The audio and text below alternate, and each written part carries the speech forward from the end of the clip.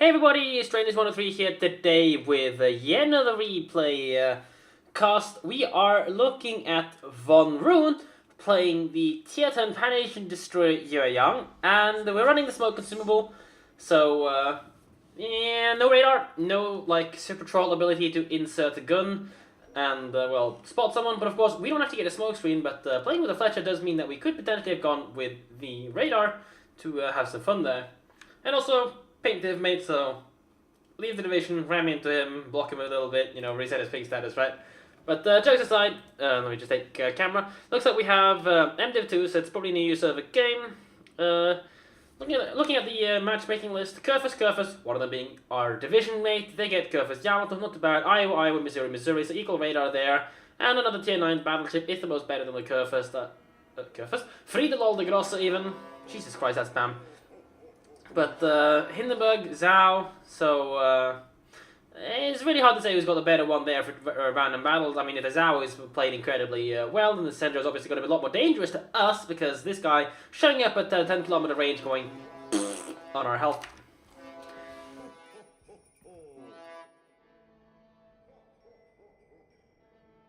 Can I turn this shit off? Die.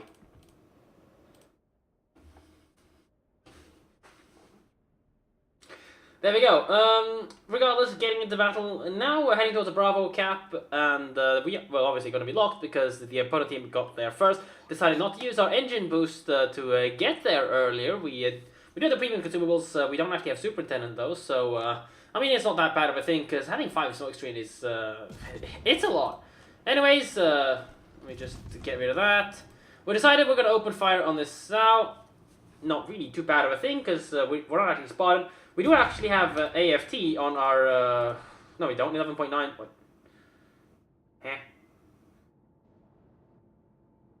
Don't think, no, 13.5 is a torp rate. 11, we don't have AFT, so that's perfectly fine. We do have concealment expertise, so that's also perfectly fine. Enough smoke screens in our division, and I think, look, I'm guessing, judging by this field of view, we're playing on like an ultra-wide monitor or anything, because, I mean, obviously the replay would record all of that stuff, and it would display that to me here. Regardless, both our destroyers here is kind of a little bit redundant in a way, because none of us have radars, and none of us really have the ability to push the other guy out. And of course, I mean, the only real radar on the enemy team is the Missouri, and he's, well spotted rather far away, so I don't think we're actually legitimately worried about that. We're poking a little bit out of the smoke, because the Fletcher, well, his smoke screen is up. There's absolutely no real need to be looking to Torpedo here. If anything, go send them at the curve first, because, you know, it's actually something we could do something against, because deep water torpedoes are 100% useless versus destroyers. They don't even get the incoming torpedo warning to maybe, you know, scare the crap out of them and make them move out of the smoke or cap or something. So we're kind of just sitting here not really achieving anything, looking at each other and our camos, I guess. But with the Cyclone coming in and only one radar ship on the enemy team, and of course they do have no ship that out-camos us. They do have Benson and Yue Yang, which match our concealment, however, but that does mean that we can definitely do some pretty good work inside of a Cyclone, especially if we get some good torpedo drops. Anyways, the enemy Yue Yang decides he's coming in, so we open fire. The Fletcher should be opening fire shortly. He's actually shooting back with HE, for AP even, for some kind of a weird reason. Incap a gun, no.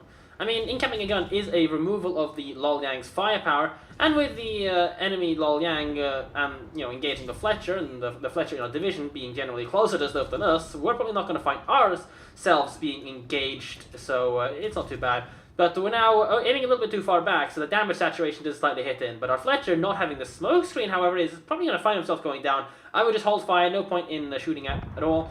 Unfortunately, the Kerfus did actually keep the you know, the stuff spotted, and we're going to find ourselves getting back our 20 seconds concealment at pretty much the same time as the smoke screen would cover us. It would just be like that. So you know, this hit we probably would have taken regardless, other than if, of course, we decided to smoke even earlier. But that didn't seem to be much of the case. I'd right now consider a rapid advance in the opposite direction, or at least torping the one salvo at the Neptune, just to get that guy to F right off, because we're kind of in a bit of a tricky situation, because if this Neptune decides to push us, we're buggered. And I would have used the smoke screen more or less to try to position a escape route for us with the Neptune in mind and try to make that escape a bit earlier. Now, here's the thing. We're shooting AP at a Neptune, and there's a little bit of a problem with this, and you can see those 11 bouncers.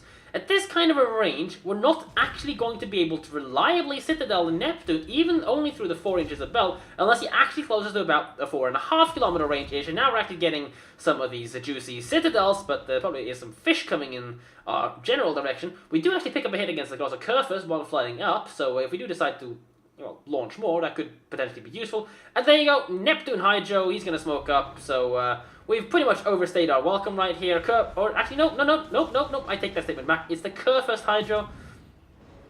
So he's definitely the push to close, and we bleed a crap ton of health to that. Probably would have considered extracting in the opposite direction a lot earlier than this. Looks like we do have last stand because we're still maintaining control of the rudder, something I would not have used. And of course, I would not be shooting right now, because we already have a 20-second penalty applied. Yes, they hit us inside the smoke screen, but our smoke screen is no longer there, so we can put a new one up anyways, but we do actually pick up the Neptune. Like, hello, those torpedoes were hydroed! Anyways, the Neptune goes down, so that's an enemy ship gone, and we do actually regenerate our concealment because nobody actually was in range to spot us or keep us spotted during the 20-second penalty, despite having shot again. So that's a bit of a spot of luck. I'm gonna immediately re-smoke, not too bad of a deal. Wait for the next puff. There you go. We're looking for it, and now the go puff is online. We can go ham and spam. Next salvo of torpedoes is also about to come online, which is quite nice, although the enemy ship had just knocked out one of our Kerfus. It wasn't a div mate, so it's not too bad overall for us. But it seems like they're making, or trying to make some progress on the Alpha Cap, and that probably scared the living crap out of us, but with the Z-23 having launched torpedoes, right now we're basically taking the risk of this Kerfus doesn't have a Hydro up anymore, he's expended it, and considering the fact that he's just launched a plane, I think that's actually a pretty reasonable assumption to make, especially as our Ether Mode now decides that he also wants a piece of the pie, and is also preparing to insert gun. Which pretty much means that this Gloss of Kerfus has no other way to go than towards us as our anti-aircraft, which wasn't turned off. Not a bad thing to have on in a smoke screen anyways, but we do pick up the plane kill. Another Z torpedo hits, but we're not going to get this kill up front like that. We're going to have to continue blinking or get the flooding to get the kill. So, but I think, oh, yep, we do actually get the kill, so definitely not bad. 120k damage there for us, very nice. The thing about the deep water torpedoes is, if they're not actually spotted, they do a crap ton of damage to stuff that isn't really anticipating them. And in this case, with the Z-23 torpedoes also having played a part, well, it definitely was quite nice for us. Regardless, we're down to 7.2k health, could have easily run away from the enemy's ships a bit earlier. That Missouri is in radar range, like I thought, so if this Missouri decides he wants us dead now, he could actually have done it. That is, of course, assuming he is aware of the fact that he actually was in range. Probably he wasn't. I'd hold fire right now because the smoke's about to go away, and it looks like we do recognize that, so well done there. There's only 1 minute and 5 seconds left until the 8 kilometers of maximum acquisition range during the Cyclone hits. Sorry, Ethermo gets a little bit of a decent hit against the Missouri with front turrets only. But with that, it means we could theoretically open fire on stuff once that's about to come, but right now, if the Missouri does decide to snap a rear turret against us, we could actually lose a bit of health if we don't get lucky with him missing Missouri, easily having the health to tank the Ithmo. If I was in the Missouri's position, I would try to snapshot turrets against us, or even the Z-23, I think the guy's even blinking away as well. Z-Smoke is going to expire very soon as well, most likely, if he even had the smoke up, but it looks like the Missouri is getting some pretty sick RNG against the Ithmo, so well, rather, the Ithmo's getting bad RNG against the Missouri because he didn't get punished for being at the mediocre angle. I mean, it's not the world. It's not a complete flat broadside to the Ithmo, but it's not a bad angle either. It definitely is exposing a bad angle now. It is to get a salvo against us, so risky move they're continuing to fire because the Missouri assumed simply that the Ithmo would be the guy that is going to get burnt down by the Hipper. However, it looks like the salvo came in against the Z-23, not picking up too much damage against them. Missouri made a mistake there, should definitely targeted us. If he turns around and now decides to radar us, we could be in some severe trouble right now. 7,235 health, not enough to survive a 2-salvo, 9-gun shot against us. He should have every right to kill us within 9.5 kilometers. So that definitely could be trouble. And there you go, radar up by the Missouri. He definitely makes the right decision there as we kind of try to close the distance. However, there's a good chance he might just shoot the Z, and it looks like he is going to shoot the Z due to the positioning of the island. So, that could have been nasty to the Z. But our torpedoes actually looked like they're on point, and we're out of range now, probably to the Missouri, so that's fine for us. As our division mate our remaining division mates having gone down earlier. So yeah. However, the Neptune is kind of moving up. He's probably a smoked Neptune, so he doesn't have the ability just to counter radar the Missouri. As our Hindenburg detonates to a shimmy, who gets his flesh wound. Regardless, within the Cyclone, as we do pick up one torpedo hit, 20 odd K. That must have been the Missouri. Yeah, and indeed, it was the Missouri. Now, we know that... Nope, the second one was on the Hipper, but I'm pretty sure we hit one on the Missouri, because the Hipper would have been in much worse shape. And there you go, 5.8 kilometers were spotted. I would have mashed the smoke screen before launching those torpedoes, because we're definitely going to get shot at here. Thankfully, the Missouri failed to realize that there's no way we're going to keep engines ahead flank in that kind of position. And he's now trying to chance a risky out turn. He does actually clip us once with our rear turrets. Looks like the Hipper is thinking, okay, the Missouri is doing this, so let me just follow him. So the Missouri's, the Hipper even, is probably about to have a bad time as the Missouri clips one, and I'm pretty sure that Hipper's also going to clip one on the tail. Boop, so that should be double permanent flooding on both of these poor guys. And, well, free the Mars, really. Focus should be on killing off the Hipper at this point, because the Missouri is burning. Those torpedoes would be in range. I would not launch this salvo. It's a bit of a waste in all fairness. If we'd shot and focused down the Hipper, I think we could easily pick up a double strike here in case the... Oh, never mind. The Z-23 torpedo does find a hit on the Missouri, but the Hipper, damage control party being a rather fast cooldown deal, goes down to Neptune's torpedoes. So, I mean, I don't think we actually would have gotten a double strike against there unless a Neptune managed to shoot the Missouri down a little bit more health, but I don't think the Neptune had the best angle for that overall. So a bit unfortunate we don't actually pick up anything from that other than just a little bit of additional damage. 215,000 damage, definitely a very good result here to have in any tier 10 ship, not just a destroyer. But these deep water torpedoes are definitely pretty nice, and the Hipper having this, being like, oh hey dear, the Missouri took torpedoes, therefore I must too, mindset was quite nice for us. Anyways, I do think, again, we could have been a bit more careful about our health there. It's pretty lucky, in my opinion, that the Missouri decided to shoot the Z-23 and not us. I think the Missouri definitely made a very critical mistake there to engage the Z-23, a much less dangerous target in this situation compared to us. Our torpedoes having much worse torpedo spotting duration, as there's a lot of devastating strikes going on here. But if the Missouri did the same amount of damage to us as they did to the Z-23, we'd be dead. So, that would have been a much more threatening ship to get rid of. Although Z-23 torpedo reload, nothing to scoff at, definitely. But getting rid of a tier 10 destroyer with deep water torpedoes that just hit so much harder is, well, so much. 14,410 damage on the Z-23. Ours do, I think, 17,223? Or is it 16? I don't even know. Something around the 17k mark compared to the 14k mark of the Z-23, and with our torpedoes, you're likely to take more torpedoes from us compared to the Z-23 torpedoes, because our torpedoes are spotted so much later, so you have less time to react to them. And they're also a little bit faster, I think, or if they're not faster, they're about the same speed. But, our ship's also a little bit easier to blow up, especially when poorly angled, because it's a bit... I mean, it's a Fletcher hull, pretty much. I mean, that's what the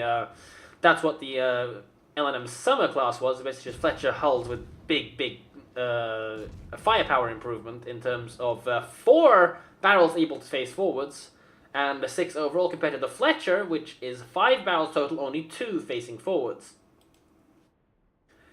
Regardless, there's not really much to do here. We use our engine boost, and I think we actually have the engine boost modification.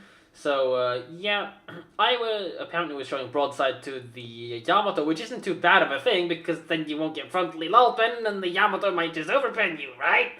Regardless, Yamato secondaries looked like she got some fires on the eye when the guy burnt down. Not really a big deal, because we know the Yamato is sufficiently far out of the game. We just need to go find and sink the rune, and that's pretty much game, because that Yamato's never really going to get back into a useful position anywhere near on time. And there you go, we do pick up the rune. The guy's on 5,000 health regenerating, but it's not that big of a thing, because the Neptune can easily, considering the fact that the guy is broadside, if the Neptune gets a shot against this, he could just go like, bam, bam, bam, you're dead, see you later. Although equally, of course, if the Neptune gets caught at a bad angle, but we're spotting him, as we do engage while spotted slightly, but a little bit of a risky move. Maybe the rune's going to snapshot some torpedoes back in our general direction, because he knows that we're kind of in range. That's probably going to hit the island, though. And there you go, he does get spotted again. The downside of that kind of move is it pretty much tells him that he's going to find himself in an engagement very soon with the rest of the fleet, so, you know, the second shot was a bit in the middle of nowhere, and with that, the Neptune does pick up the kill against the Rune. Very well done there. Time to engine head flank and try to pick up the last bit of damage potential against that of the enemy Yamato. Wasting some ammo, but I don't think the cost is too big of a thing there. I don't know who launched those torpedoes. Probably the Z-23 trying to line launch them through the Cyclone or something. Or even the Neptune pitching in. Yeah, both of them just launching fish in the general direction of the now gone Rune. Thankfully for the Neptune, the Rune did show broadside, so it was an easy kill for him just to pick up with the front turrets and not have to expose the broadside and risk getting deleted in return.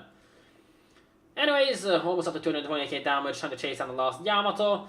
The downside is we have a over 400 point advantage here, so we kind of, you know, unless the Yamato makes the Neptune cease to exist, we kind of, well, how can I put it? There kind of is the issue of we're probably going to run out of points if this Yamato's got a lot of health, and he does have a pretty reasonable amount of health there, so, you know, there definitely is quite some potential for us to go farm. And with no other destroyers or radars to interfere with any kind of an engagement we have here, realistically speaking, all that needs to happen is the Z-23 goes down one flank, we go down the other flank, coordinate the cross-drop, and this Yamato is a grand total of stuffed. Regardless, I mean, at this point, with Yamato quite clearly having to go towards B, Z-23 heading more in this direction, I'd head in this direction instead of the way we're going right now, just to get a slightly better launch angle against this Yamato. I mean, of course, the other option and argument is, oh my god, the guy's closing in, as we launch right up the tail of our Neptune, is just stop in the smoke, mash mouse 1, and go ham. I mean, we don't have torpedoes, so we have no real necessity to move any closer, in my opinion. As we extend the smoke, in my opinion, that's a bit pointless. Because, I mean, if Yamato's paying attention and is 8 kilometers away, he will be able to MLG the Yamato. Okay, fine, he just shot about 50% farther than he needed to, and that's the thing that people have a tendency to do at closer ranges. It's not actually that easy to judge the proper distance to a target at anything short on the 10-kilometer range, because the camera, as you can see, it's pretty flat. So you need to know, like, okay, how far approximately is the guy, and look at the range indicator to figure out, like, this range indicator to do the shooting it closer than 10 kilometers. Whereas at 15 kilometers, where if we can, if I can get in like this, you can see the angle goes up the farther away you aim, so, you know, it's a lot easier to do so. But yeah, just a little thing to note there for the people that are playing battleships and do want to try to MLG into smoke screens. You need to, the closer you get, the more you need to have an accurate fix on the range of his ship. Because if you start targeting his muzzle flashers, you're going to shoot over the target, simply because the muzzle flashers are not the part of the water. And if you're shooting at something like the muzzle flash of a ship when, you know, you see it, Wargaming's auto adjustment system basically just drags it down so you still hit the ship. However, when there is no ship and your low camera angle to the target means that any misjudgment at the range means you're going to miss the physical target, because remember, when you're shooting a ship in the water, you're shooting a component of the ship above the surface. However, when you're shooting someone in the smoke screen, you need to remember that the targeting becomes a little bit different. You're now trying to target somebody and you know, that you can't see, which means you're realistically ordering your guns to target a piece of water, something you normally don't do. So just remember that for people that are trying to smoke shoot. Maybe I'll do a bit of a video on smoke shooting at some point in time for a all you need to know about World of Warships series video. Regardless, pretty good result overall for us. A very, very nice game.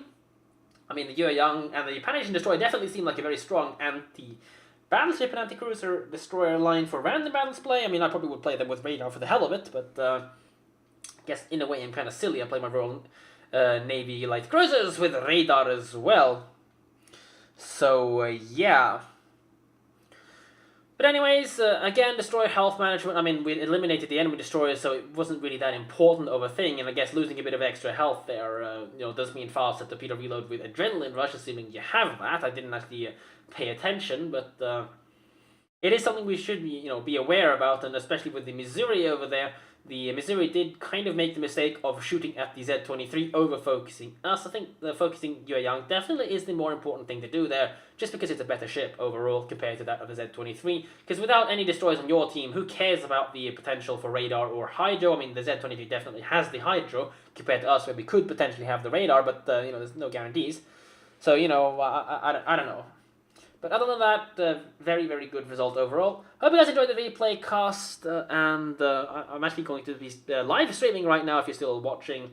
So join me on twitch.tv/strangers123, and if you're too late for this, try to catch me on a stream some other fancy day, and I'll see you guys in the next video tomorrow. Take care.